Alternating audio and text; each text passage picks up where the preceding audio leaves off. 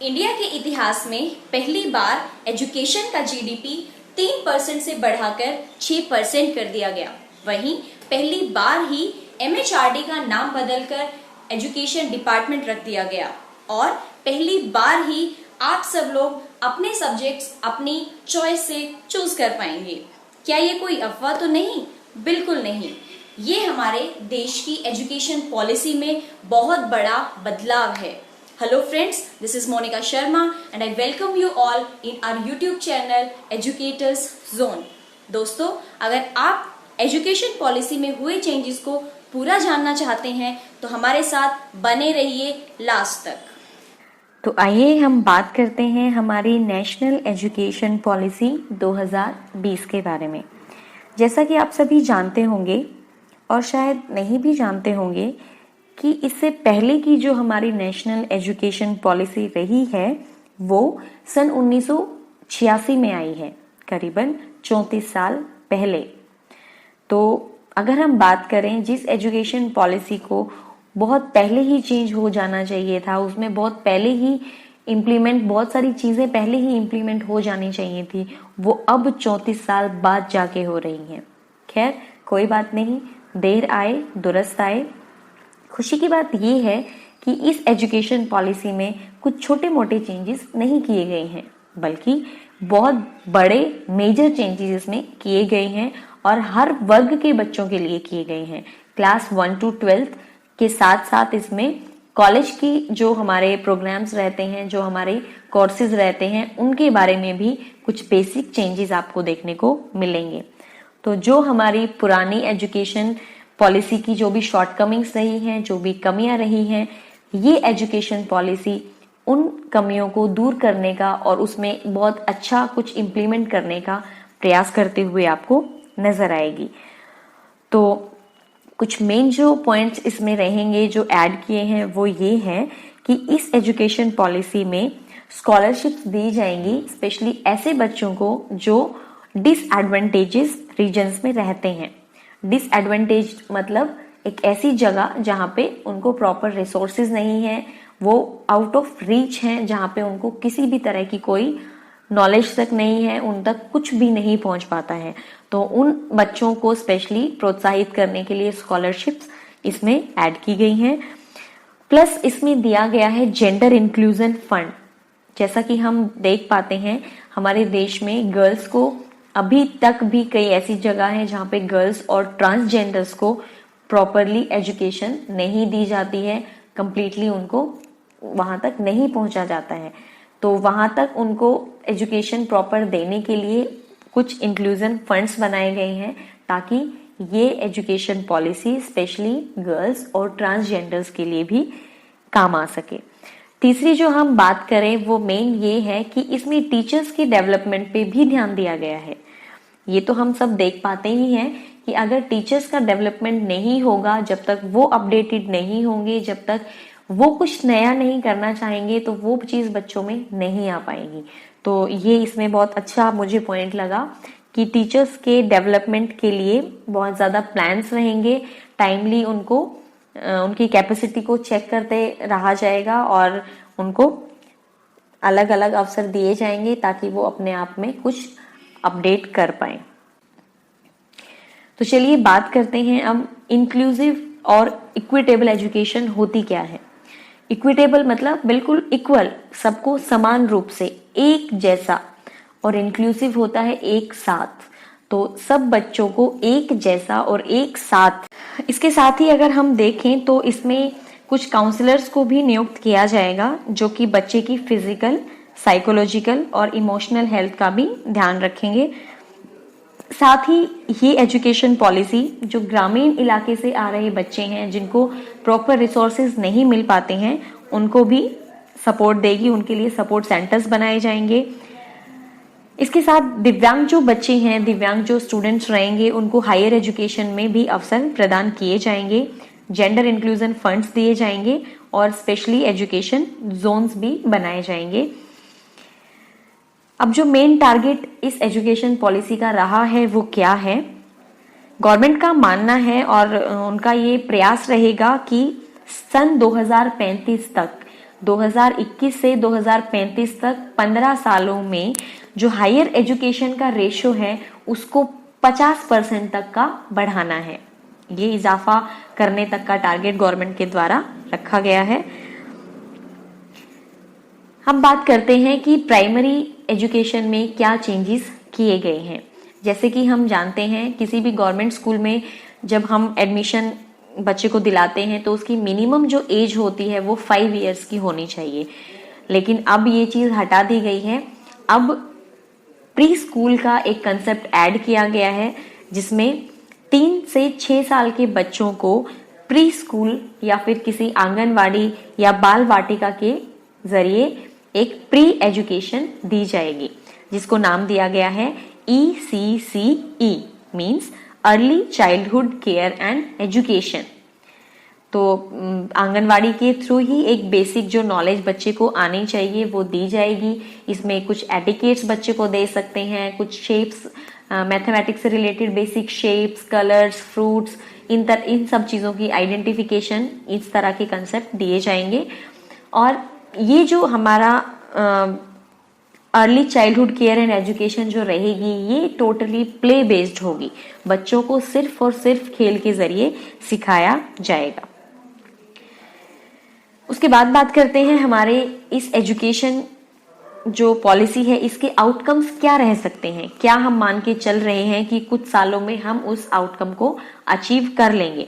सबसे पहले का जो आउटकम डिसाइड किया गया है वो ये है कि हर किसी तक शिक्षा की पहुंच हो, हर कोई एजुकेटेड हो, शिक्षा से कोई भी वंचित ना रहे, ये इसका मेन टारगेट रखा गया है। सबको एक साथ और एक जैसी एजुकेशन देने का टारगेट रखा गया है। हमारे देश में करीबन 2 करोड़ बच्चे ऐसे हैं जो आउट ऑफ स्कूल हैं, ड्रॉप आउट हैं। तो ये एजुकेशन पॉलिसी उन बच्चों को वापस स्कूल में लाने पर भी काम करेगी। इसके साथ ही मेनली ये पॉलिसी जो है वो फोकस करेगी 21st सेंचुरी की स्किल्स के बारे में, जिसमें से ICT कॉमन है, इंफॉर्मेशन एंड कम्युनिकेशन टेक्नोलॉजी। ये आज के दौर में सबसे अहम, सबसे जरूरी एक स्किल है जो सबको आनी चाहिए। पर हमारे देश में अभी भी कई जगह कई बच्चे ऐसे हैं जिन तक ये सुविधा अब तक नहीं पहुंच पाई है। तो इस तरह की जो अपडेटेड, जो लेटेस्ट हमारी स्किल्स रहेंगी उन पर भी ध्यान दिया जाएगा। इसका जो सबसे मेन पॉइंट जो मुझे अच्छा लगा वो ये था कि लैंग्वेज किसी भी लर्नर के लिए बैरियर नहीं बनेगी, किसी के लिए कोई रुकावट नहीं बनेगी लैंग्वेज। जैसे कि हम कभी अपने आसपास देख भी पाते हैं, कई बच्चे एजुकेशन को बीच में ही ड्रॉप कर देते हैं किसी पर्टिकुलर लैंग्वेज की वजह से। जैसे इंग्लिश जो है वो एक बहुत बड़ा हमारा बैरियर रहता है एजुकेशन में, वो सबको इतना इजीली कंफर्टेबल नहीं हो पाते हैं किसी दूसरी लैंग्वेज में। तो इसको हटाने के लिए बहुत अच्छा प्लान उन्होंने दिया है कि कोई भी बच्चा अपनी लैंग्वेज में, अपनी लोकल लैंग्वेज में, अपनी मदर टंग में या जिस भी लैंग्वेज में वो कंफर्टेबल है उसमें उसी सब्जेक्ट को पढ़ सकता है। किसी पर्टिकुलर, किसी मेन लैंग्वेज का कोई भी दबाव नहीं रहेगा। एक और चीज है जो बहुत अच्छी है कि प्राइवेट और पब्लिक स्कूल्स की जो एजुकेशन है वो उसका स्टैंडर्ड बिल्कुल सेम रहेगा। पूरे देश में एजुकेशन सिस्टम जो रहेगा, पूरा एक क्राइटेरिया जो रहेगा, उसका स्टैंडर्ड जो रहेगा वो बिल्कुल सेम रहेगा। ये भी बहुत अच्छी चीज है। अब हम बात करते हैं बच्चे सीखते कैसे हैं। जब हम हमारे टाइम में स्कूल जाते थे तो हमें कुछ इस तरह से पढ़ाया जाता था, कुछ टॉपिक इंट्रोड्यूस किया जाता था, उसको थोड़ा पढ़ाया जाता था, क्वेश्चन आंसर्स लिखवा दिए जाते थे, हम उसको रट के याद करते थे और नेक्स्ट डे हमारा टेस्ट होता था। लेकिन ये एजुकेशन पॉलिसी इस चीज को टोटली नेग्लेक्ट करती है। रट्टा देने पर बिल्कुल जोर नहीं देना है, इस चीज को बिल्कुल एजुकेशन सिस्टम से हटाया गया है या मिनिमम किया गया है। तो अब उसकी जगह पे क्या इंट्रोड्यूस किया गया है वो है अंडरस्टैंडिंग। बच्चे को शुरू से ही अंडरस्टैंडिंग के जरिए हमने सिखाना है। अब हम देखते हैं कि एकेडमिक स्ट्रक्चर जो अभी चेंज किया गया है वो क्या रहेगा। पहले का जो एकेडमिक स्ट्रक्चर था वो एज 5 से लेकर के 18 तक का रहता था, जिसमें 5 साल का प्राइमरी का रहता था, देन 5 साल का सेकेंडरी का रहता था और उसके बाद 2 इयर्स का सीनियर सेकेंडरी का रहता था। उसमें कुछ चेंजेस अभी किए गए हैं और वो स्ट्रक्चर अभी इसको बोला गया है 5+3+3+4 में। 5 मतलब 5 साल का फर्स्ट फंडामेंटल स्टेज रहेगा, जिसमें प्री प्राइमरी और प्राइमरी का फर्स्ट और सेकंड स्टैंडर्ड को इसमें इंक्लूड किया गया है। इसमें प्लेवे मेथड से और एक्टिविटी बेस्ड से ही लर्निंग दी जाएगी। उसके बाद बात करते हैं सेकंड स्टेज की, जो कि प्री पैट्री स्टेज है। वो क्लास 3 to 5 रहेगी 3 साल के लिए। उसमें बच्चों को प्ले मेथड के साथ साथ डिस्कवरी और एक्टिविटी बेस्ड इंटरैक्टिव मेथड से सिखाया जाएगा, उनको थोड़ा और ज्यादा इम्प्रूव किया जाएगा। उसके बाद जो है मिडिल स्टेज, जो कि 3 इयर्स की है और वो क्लास 6 to 8 रहेगी। उसमें बच्चों को एक्सपीरियंस पे फोकस किया जाएगा, स्पेशली साइंस और मैथमेटिक्स में, सोशल साइंस में। इसमें कुछ चेंज जो हुआ है वो आर्ट्स और ह्यूमैनिटीज को भी एज अ सिलेबस इसमें ऐड किया गया है। उसके बाद का जो बचता है वो 4 इयर्स का रहेगा, लास्ट स्टेज। उसको बोला गया है सेकेंडरी स्टेज और इसमें इंक्लूड किया गया है मल्टी डिसिप्लिनरी स्टडीज को, अलग अलग सब्जेक्ट्स की नॉलेज को, ग्रेटर क्रिटिकल थिंकिंग को। ऐसे सब्जेक्ट्स इसमें होंगे जो कि आपकी थिंकिंग को इम्प्रूव करेंगे। और सबसे मेन जो सबसे अच्छी जो चीज मुझे लगी है वो है चॉइस ऑफ सब्जेक्ट्स। पहले ये नहीं होता था, पहले कुछ फिक्स्ड सब्जेक्ट्स बना दिए जाते थे, वही बच्चे को चूज करने पड़ते थे। लेकिन अब बच्चा अपने इंटरेस्ट के अकॉर्डिंग अपने सब्जेक्ट्स को चूज कर पाएगा। ये बहुत अच्छा बदलाव देखने को मिला है। अब बात करते हैं अर्ली चाइल्डहुड एजुकेशन, जो कि साल 3 से 6 तक के बीच में रहेगी। उसमें किन किन चीजों पे खास ध्यान दिया जाएगा। तो जैसे कि मैंने बताया, इसमें ज्यादातर प्लेवे मेथड से ही बच्चों को सिखाना है, लेकिन एक बेसिक जो इसका सिलेबस रहेगा, एक जो बेसिक इसका लर्निंग आउटकम रहेगा वो क्या रहेगा, बच्चों को क्यूरियोसिटी पे जोर देना है। बच्चे जानने में इच्छुक हों, ऐसा उनको हमें इस तरह की नॉलेज देनी है, इस तरह के अवसर प्रदान करने हैं कि वो जानना चाहें। साथ ही उनकी लॉजिकल थिंकिंग हो। आर्ट, क्राफ्ट एंड म्यूजिक को भी ऐड किया जाएगा। मेनली रिलेशनशिप विद नेचर, ये बहुत अच्छा मुझे कंसेप्ट लगा कि बच्चे को शुरू से ही अपने नेचर के बारे में बताया जाएगा ताकि वो अवेयर हो सके और उसके साथ एक बहुत अच्छा रिलेशन मेंटेन रख सके। इसके साथ उसकी लॉजिकल थिंकिंग के लिए कुछ प्रॉब्लम सॉल्विंग चीजें दी जा सकती हैं। इस तरह का कंसेप्ट भी इसमें ऐड करने का सोचा गया है। साथ में बेसिक जो कलर्स, शेप्स, अल्फाबेट, नंबर्स, ये प्री चाइल्डहुड एजुकेशन में ऐड की गई हैं। टीम वर्क बच्चों को सिखाया जाना है। बच्चों को एटिकेट सिखाए जाने हैं, मॉरल वैल्यूज सिखाई जानी है, बिहेवियर सिखाया जाना है, सेल्फ डिसिप्लिन सिखाया जाना है। तो इस तरह की जो बेसिक चीजें हैं जो बहुत जरूरी होती हैं कि उनको अर्ली चाइल्डहुड में ही सिखाई जाए, उनको अर्ली चाइल्डहुड में ही समझाई जाए सारी उनमें वो। तो ये इसमें बहुत अच्छा कंसेप्ट मुझे देखने को मिला, ये इसमें ऐड किया गया। अब बात करते हैं करिकुलम क्या रहेगा, पाठ्यक्रम क्या रहेगा। जैसे पहले हमारे पाठ्यक्रम में एकेडमिक के साथ साथ कुछ एक्स्ट्रा करिकुलर एक्टिविटीज को ऐड किया गया था। अब इसमें ये चेंज किया गया है कि उन एक्स्ट्रा करिकुलर एक्टिविटीज को मेन सब्जेक्ट के रूप में ही चूज करना है, मेन सब्जेक्ट के रूप में ही उसको पढ़ाया जाना है, एक्स्ट्रा में उसको नहीं रखना। तो सबसे पहले अगर हम बात करते हैं, सबसे इंपॉर्टेंस होती है हेल्थ की। तो हेल्थ को इसमें बहुत ज्यादा इंपॉर्टेंस दी गई है, चाहे वो मेंटली हेल्थ हो या फिर फिजिकल हेल्थ हो। तो इसमें बच्चों को अपनी हेल्थ, अपने न्यूट्रिशन, फिजिकल एजुकेशन की प्रॉपर नॉलेज दी जाएगी। स्पोर्ट्स में एनकरेज किया जाएगा, मास पार्टिसिपेशन स्पोर्ट्स में बच्चों का रहे। उनका स्कूल बैग का जो वेट है वो रिड्यूस किया जाएगा। और जो डिसेबल बच्चे हैं उन पे स्पेशली फोकस किया जाएगा कि उनकी मेंटल और साइकोलॉजिकल हेल्थ भी अच्छी रहे और प्लस उनको फिजिकली भी अच्छे अवसर दिए जाएं ताकि वो कुछ अच्छा कर पाएं। इसके साथ ही अगर हम एकेडमिक की बात करें तो जो टीचिंग लर्निंग आउटकम्स होते हैं, जो बच्चे का सीखने का जो कौशल रहता है, जो वो सीखता है, उस पे स्पेशली फोकस किया जाएगा। वो कितना कर सकता है, कितना वो उसकी क्षमता के अकॉर्डिंग ही उसको डिसाइड किया जाएगा कि एक पर्टिकुलर लेवल का बच्चा कितना सीख सकता है, उसके हिसाब से ये डिसाइड किया जाएगा। डिजिटल लर्निंग पे बहुत ज्यादा प्रेशर दिया जाएगा, बहुत ज्यादा इसको ऐड किया जाएगा, क्योंकि अभी हम देख पा रहे हैं जैसे कोरोना पेंडेमिक के कारण अभी स्कूल्स ओपन नहीं हो रहे हैं, तो मोस्टली जो टीचिंग कराई जा रही है वो ऑनलाइन ही कराई जा रही है, डिजिटल ही कराई जा रही है।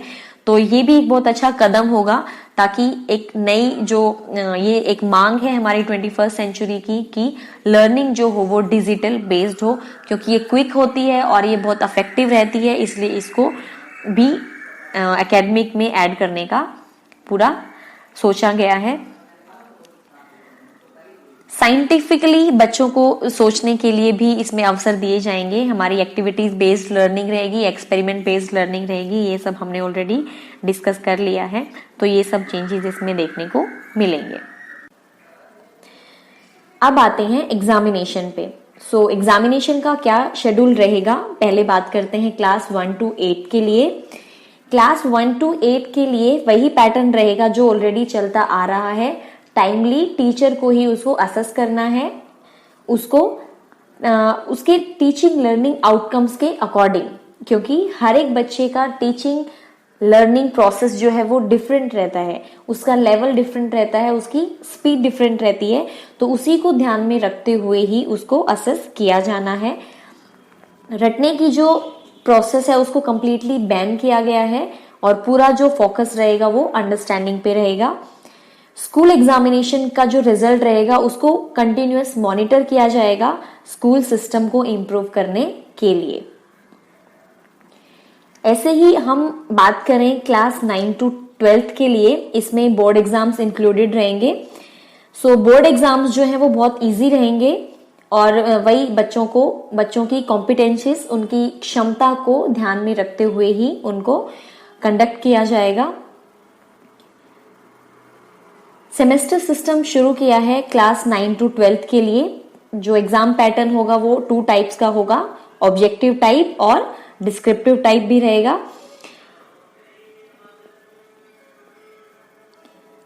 टीचर्स को प्रिपेयर किया जाएगा, जो भी बोर्ड एग्जाम्स होंगे उनमें बच्चों को कैसे असेस करना है, इसके लिए टीचर्स को पहले ट्रेनिंग दी जाएगी। इसमें एक मेन फोकस जो रहेगा वो लैंग्वेज का रहेगा। अब लैंग्वेज का क्या था, जैसे मैंने बताया, लैंग्वेज एक बहुत बड़ा बैरियर थी लर्निंग में, क्योंकि कई बच्चे जो एक पर्टिकुलर लैंग्वेज में कंफर्टेबल फील नहीं करते, उसकी वजह से वो अपने फेवरेट सब्जेक्ट तक को ड्रॉप आउट कर देते हैं। तो ये एक बड़ा चेंज जो अभी किया गया है इस पॉलिसी में, कि लैंग्वेज किसी भी लर्नर के लिए बैरियर नहीं बनेगी। तो जो भी स्टूडेंट अपनी मदर टंग चूज कर सकता है, चाहे वो अपनी रीजनल लैंग्वेज में या जिस भी लैंग्वेज में वो कंफर्टेबल फील करता है, उस लैंग्वेज को वो चूज कर सकता है फ्रीली। तो ये बहुत बड़ा सराहनीय कदम रहेगा और इसके रिजल्ट्स भी काफी अच्छे देखने को मिलेंगे। अब बात करेंगे अंडर ग्रेजुएशन कोर्सेज की। जैसे पहले होता था 3 इयर्स का ग्रेजुएशन कोर्स रहता था, 3 और 4 इयर्स का, तो इसमें कुछ चेंज किया गया है। वो ये है कि हम इसमें मल्टीपल तरीके से एंट्री कर सकते हैं और एग्जिट भी कर सकते हैं। जैसे पहले हम किसी भी ग्रेजुएशन कोर्स में कंप्लीट 3 इयर्स होने के बाद ही डिग्री लेने के लिए एलिजिबल होते थे, जबकि ऐसा इस पॉलिसी में नहीं किया गया है। अगर किसी रीजन से हम 1 साल ही उस चीज को कंटिन्यू कर पाते हैं तो हम 1 ईयर सर्टिफिकेट के लिए एलिजिबल होंगे, और अगर वही हम 2 साल के लिए कंटिन्यू करते हैं तो हमें एडवांस डिप्लोमा मिलेगा। सेम फॉर 3 इयर्स हमें बैचलर डिग्री मिलेगी, और उसी को अगर हम 4 इयर्स के लिए कंटिन्यू करते हैं तो बैचलर डिग्री विद रिसर्च हमें मिलेगा, जिसमें 4th ईयर में रिसर्च का से रिलेटेड एजुकेशन दी जाए। अब बात करते हैं टीचर्स पे। टीचर्स एजुकेशन का एक बहुत अहम रोल है एजुकेशन सिस्टम में, तो इसमें भी थोड़ा चेंज किया गया है। जैसा कि हम जानते हैं टीचर्स एजुकेशन के लिए डीएड और बीएड जैसे कोर्सेज बहुत जरूरी हैं, स्पेशली स्कूल लेवल के लिए। तो उसमें जो बेसिक चेंज किया गया है वो क्या है, 4 साल का इंटीग्रेटेड कोर्स एक बनाया गया है। उसमें क्या है, डिग्री के साथ साथ में बीएड को ऐड करना। तो 3 साल की डिग्री और अगर हम 2 साल के बीएड को ऐड करें तो वो 5 का बनता है, लेकिन अगर कोई इसको एक साथ करना चाहे तो वो हमारा 4 इयर्स का कोर्स रहेगा। उसके बाद अगर हम सेपरेट आफ्टर ग्रेजुएशन अगर हम सेपरेट करना चाहते हैं तो वो 2 साल का कोर्स रहेगा, जैसे कि ऑलरेडी होता है। और 1 साल का भी बीएड कोर्स रहेगा। जिन्होंने 4 साल का और 4 साल की बैचलर डिग्री कर ली होगी विद रिसर्च, उसको अगर बीएड करना है तो वो उसको सिर्फ 1 साल में बीएड करवाने का अवसर मिलेगा। ये बहुत अच्छी चीज है, इसमें हम अपना टाइम भी सेव कर पाएंगे। अब बात आती है टीचर्स की रिक्रूटमेंट कैसे होगी, टीचर्स को किस बिहाफ पे, किस लेवल पे क्या टेस्ट लिया जाएगा, क्या इंटरव्यूज रहेंगे या क्या उनका क्राइटेरिया रहेगा रिक्रूटमेंट का, वो हम डिस्कस करते हैं। तो इसमें जो मोटिवेटेड, एनर्जाइज और कैपेबल फैकल्टी मेंबर्स होंगे उनको हम टीचिंग में उनको प्रेफरेंस दी जाएगी और ये बेस्ड ऑन मेरिट होगी। और वो मेरिट सिर्फ एकेडमिक डिसाइड नहीं करेगा, वो मेरिट डिसाइड होगी एकेडमिक के साथ साथ टीचिंग पे, उनकी टीचिंग की जो कैपेसिटी है, टीचिंग की उनकी जो एक हम बात करें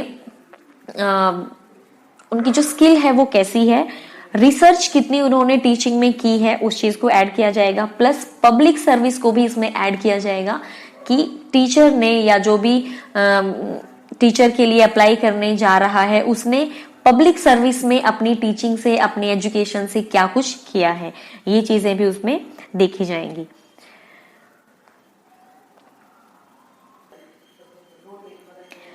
अब बात करते हैं की फोकस एरियाज पे। इसमें हम उन चीजों के बारे में बात करेंगे जो पहले की एजुकेशन पॉलिसी में इंट्रोड्यूस नहीं की गई थी, उनको स्पेशली अभी इम्प्लीमेंट किया गया है। कुछ चीजों पे फोकस किया गया है जिन पे फोकस करने की बहुत ज्यादा जरूरत थी। तो इसमें अगर हम बात करें जेंडर आइडेंटिटीज, मतलब जो फीमेल हैं और ट्रांसजेंडर हैं उनको कहीं ना कहीं और ज्यादा अवसर दिए जाएंगे एजुकेशन में और ज्यादा उनको आगे बढ़ने के लिए।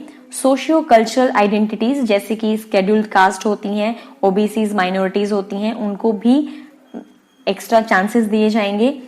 फिर है ग्राफिकल आइडेंटिटीज जो विलेज से बिलोंग करते हैं या स्मॉल टाउन से बिलोंग करते हैं या ऐसी पर्टिकुलर जगह से बिलोंग करते हैं जहां रिसोर्सेज नहीं है, उनको भी स्पेशली फोकस किया गया है, उनको भी स्पेशली एजुकेशन के अवसर दिए जाएंगे। डिसेबल जो चिल्ड्रन हैं उनको भी ध्यान में रख के अवसर बनाए गए हैं, उनके लिए स्पेशल उनके अलग से रहेंगे। और जो सोशियो इकोनॉमिकल कंडीशन जिनकी बहुत ज्यादा कमजोर है, उन बच्चों के लिए भी इसमें विशेष अवसरों का प्रावधान किया गया है। अब बात करते हैं गिफ्टेड स्टूडेंट्स की। गिफ्टेड जो स्टूडेंट्स होते हैं जो कि स्कूल में नॉर्मल बच्चों के साथ ही पढ़ते हैं, तो उनका जो टैलेंट है उसको निखारने के लिए, उसको मोटिवेट करने के लिए कुछ अलग से इम्प्लीमेंट किया गया है। उसमें क्या है कि बियॉन्ड स्कूल करिकुलम उनके टैलेंट के अकॉर्डिंग उनको उस तरह का माहौल देना जिसमें वो कुछ और नया सीख पाए। उनको क्लब एक्टिविटीज सिखाई जा सकती हैं, ओलंपियाड जैसे कॉम्पिटिशन्स में पार्टिसिपेट करने के लिए एनकरेज किया जा सकता है। जो रूरल एरिया के बच्चे होते हैं उनको रीजनल लैंग्वेज को सीखने के लिए प्रोत्साहित किया जा सकता है।